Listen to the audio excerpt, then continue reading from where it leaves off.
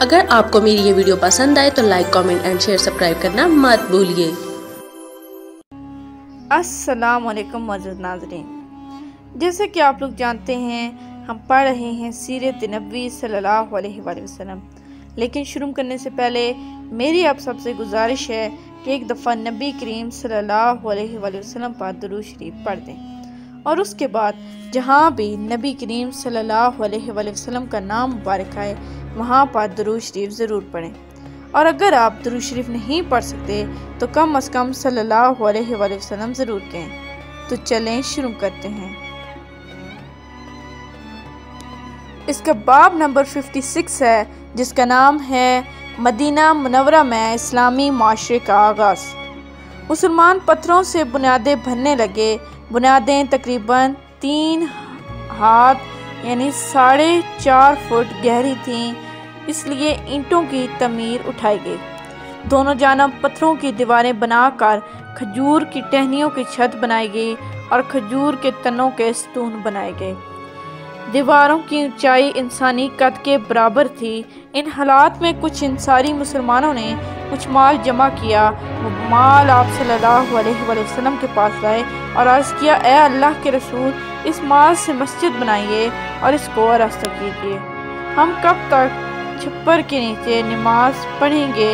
اس بار حضور اکرم صلی اللہ علیہ وآلہ وسلم نے ارشاد فرمایا، مجھے مسجدوں کو سجانے کا حکم نہیں دیا گیا۔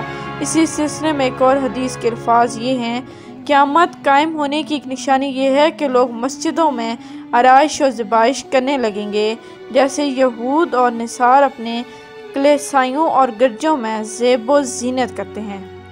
مسجد نبوی کی چھت کھجور کی چھال اور پتوں کی تھی اور اس پر تھوڑی سی مٹی تھی۔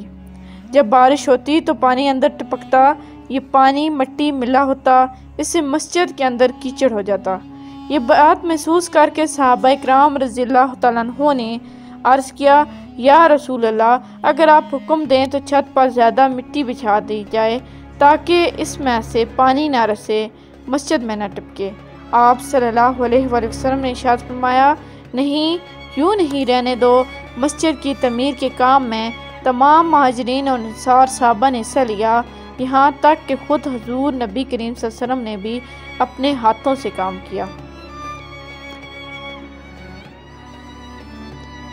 آپ صلی اللہ علیہ وآلہ وسلم اپنی چادر میں اینٹیں بھر بھر کر لاتے، یہاں تک کہ سینہ مبارک غبار آلود ہو جاتا۔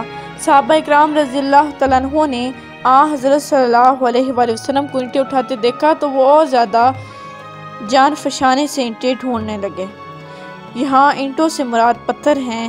ایک موقع پر آپ صلی اللہ علیہ وآلہ وسلم نے دیکھا کہ باقی صحابہ تو ایک ایک پتھر اٹھا کر لا رہے ہیں اور حضرت عمار بن یاسر رضی اللہ تعالیٰ عنہ 2 پتھر اٹھا کر لا رہے تھے، تو ان سے پوچھا، عمار، تم بھی اپنے ساتھیوں کی طرح ایک ایک پتھر کیوں نہیں لاتے؟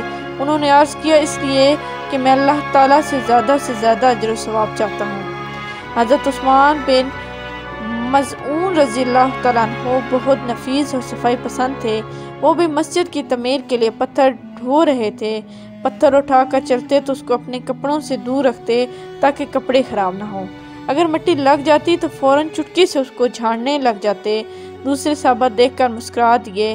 مسجد کی تعمیر کے بعد حضور اکرم صلی اللہ علیہ وآلہ وسلم اس میں 5 ماہ تک بیت المقدس کی طرف منہ کر کے نماز پڑھتے رہے۔ اس کے بعد اللہ تعالیٰ کے حکم سے قبلے کا رخ بیت اللہ کی طرف ہو گیا۔ مسجد کا پہلا فرش کچا تھا، پھر اس پر کنکریاں بچھا دی گئیں۔ یہ اس لیے بچھائیں گئی کہ ایک روز بارش ہوئی، فرش گیلا ہو گیا اور جو بھی آتا اپنی جھولی میں کنکریاں بھر کر لاتا اور اپنی جگہ پر اس کو بچھا کر نماز پڑھتا۔ تب نبی کریم صلی اللہ علیہ وسلم نے حکم دیا کہ سارا فرش ہی کنکریوں کا بچھا دو۔ پھر جب مسلمان زیادہ ہو گئے تو نبی کریم صلی اللہ علیہ وسلم نے مسجد کو وسیع کرنے کا ارادہ فرمایا۔ مسجد کے ساتھ زمین کا ایک ٹکڑا حضرت عثمان غنی رضی اللہ تعالیٰ عنہ کا تھا۔ یہ ٹکڑا انہوں نے ایک یہودی سے خریدا تھا۔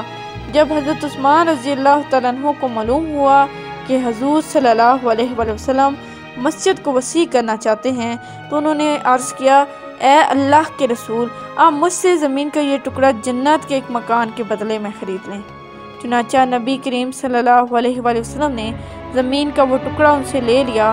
مسجد نبوی کے بارے میں آپ صلی اللہ علیہ وسلم نے ارشاد فرمایا، اگر میری یہ مسجد صنع کے مقام تک بھی بن جائے، یعنی اتنی وسیع ہو جائے، تو بھی یہ میری مسجد ہی رہے گی، یعنی مسجد نبوی ہی رہے گی۔ اس سے ظاہر ہو رہا ہے کہ آپ نے مسجد نبوی کے وسیع ہونے کی اطلاع پہلے ہی دے دی تھی، اور ہوا بھی یہ۔ بعد کے ادوار میں اس کی توسیع ہوتی رہی اور اس کا سلسلہ جاری ہے اور آگے بھی جاری رہے گا۔ مسجد نبوی کے ساتھ ہی سیدہ عائشہ صدیقہ رضی اللہ تعالیٰ عنہ اور سیدہ سودہ رضی اللہ تعالیٰ عنہ کے لیے 2 حجرے بنائے گئے۔ یہ حجرے مسجد نبوی سے بالکل ملے ہوئے تھے۔ ان حجروں کی چھتیں بھی مسجد کی طرح کھجوروں کی چھال سے بنائی گئیں۔ مسجد نبوی کی تعمیر تک آپ صلی اللہ علیہ وآلہ وسلم حضرت ابو ایوب انصاری رضی اللہ تعالیٰ عنہ کے گھر میں قیام پذیر رہے۔ آپ صلی اللہ علیہ وآلہ وسلم نے ان کے مکان میں نچلی منزل میں قیام فرمایا تھا۔ حضرت ابو ایوب انصاری رضی اللہ تعالیٰ عنہ اور ان کی بیوی نے آپ صلی اللہ علیہ وآلہ وسلم سے درخواست کی تھی، حضور آپ اوپر والی منزل میں قیام فرمائیں۔ اس پر آپ صلی اللہ علیہ وآلہ وسلم نے جواب میں فرمایا، مجھے نیچے ہی رہنے دیں، کیونکہ لوگ مجھ سے ملنے کے لیے آئیں گے، اسی میں سہولت رہے گی۔ حضرت ابو ایوب انصاری رضی اللہ تعالیٰ عنہ فرماتے ہیں، ایک رات ہماری پانی کی گھڑیاں ٹوٹ گئیں، ہم گھبرا گئے کہ پانی نیچے نہ ٹپکنے لگے۔ آپ صلی اللہ علیہ وآلہ وسلم کو پریشانی نہ ہو تو ہم نے فوراً اس پانی کو اپنے لحاف میں جذب کرنا شروع کر دیا، اور ہمارے پاس وہ ایک ہی لحاف تھا اور ایک دن سردی کے تھے۔ اس کے بعد حضرت ابو ایوب انصاری رضی اللہ تعالیٰ عنہ نے پھر آپ صلی اللہ علیہ وآلہ وسلم سے اوپر والی منزل پر قیام کرنے کی درخواست کی۔ آخر آپ صلی اللہ علیہ وآلہ وسلم نے ان کی بات مان لی۔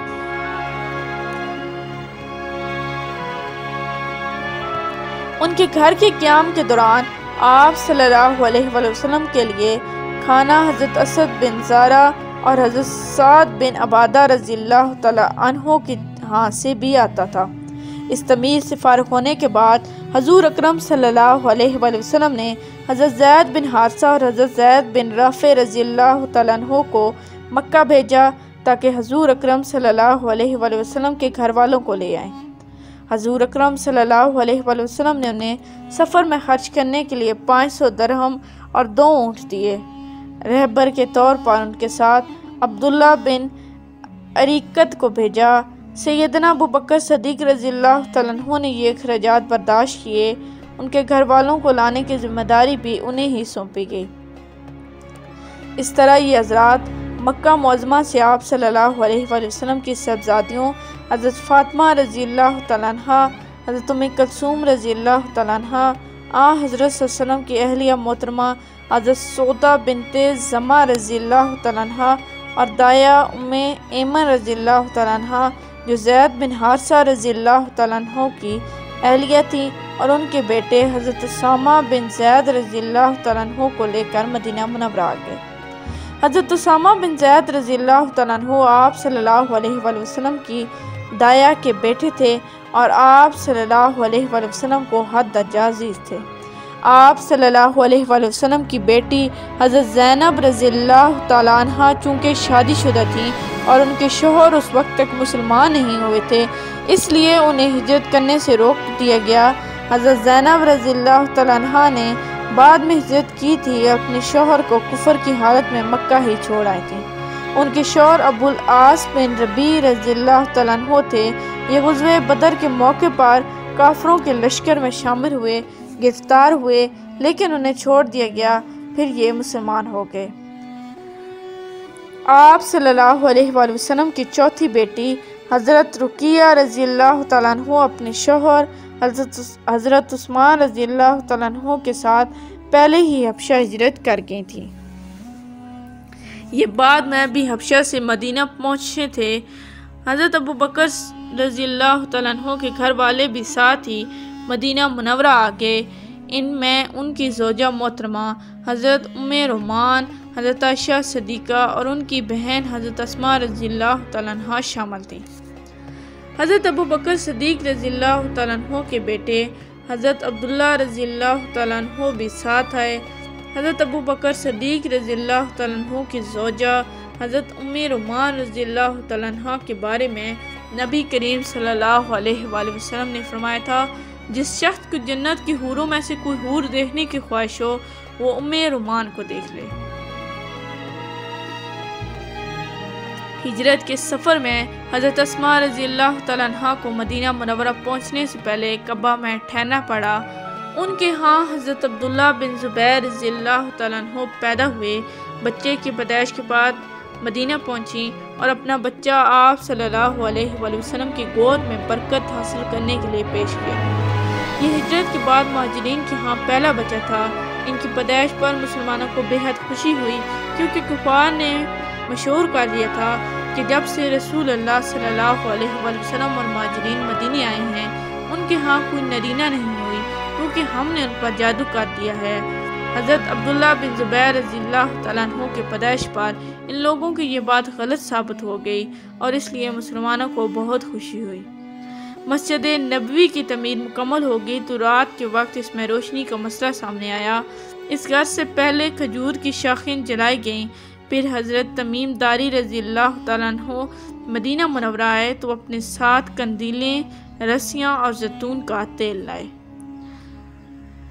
اب تک کے لیے اتنا ہی، ملتے ہیں اگلے باب میں، تب تک کے لیے اللہ حافظ۔ Please like, subscribe and share our channel and press the bell icon for more videos.